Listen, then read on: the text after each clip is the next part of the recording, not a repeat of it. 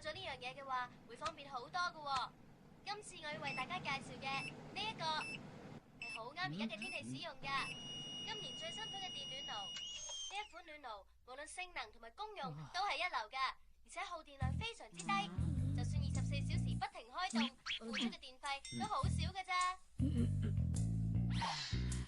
已經冇晒油啦。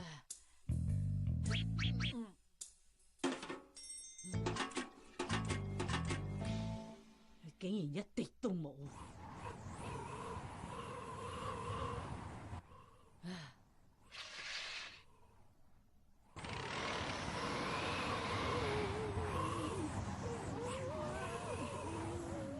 巴士拉啊！好凍啊！刪咗佢！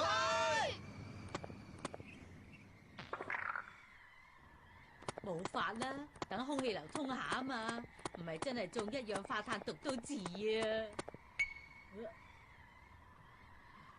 好凍啊！閂門啊！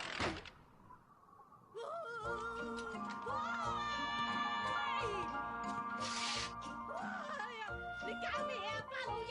好黑啊！你打唔開嘅，竟然鎖住道門！花老爺，快啲開門啊！開門啊！好凍啊！係啦，嚟啦，等陣啦。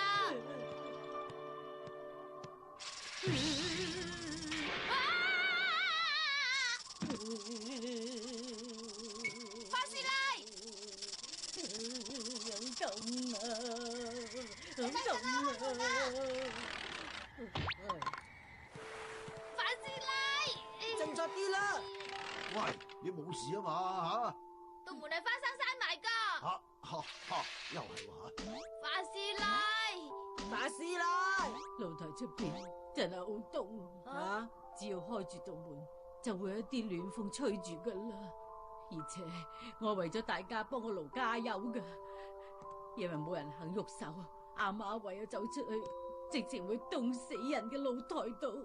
露台嗰對拖鞋好凍，露台嘅地下就好似冰咁凍，有對腳一直冷到去我全身，好凍，好凍，好凍，好凍，好凍。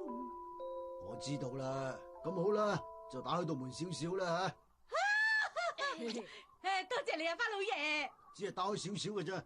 我知道啦。而家點啊？啊！邊個出去露台加油啊？我唔可以再出去，我而家成個身都覺得好凍。唉，真係服咗你啊！好凍啊！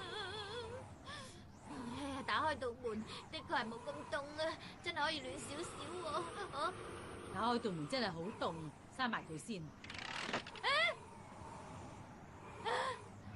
法師奶，你唔係啊嘛？咁快就現形？第二日。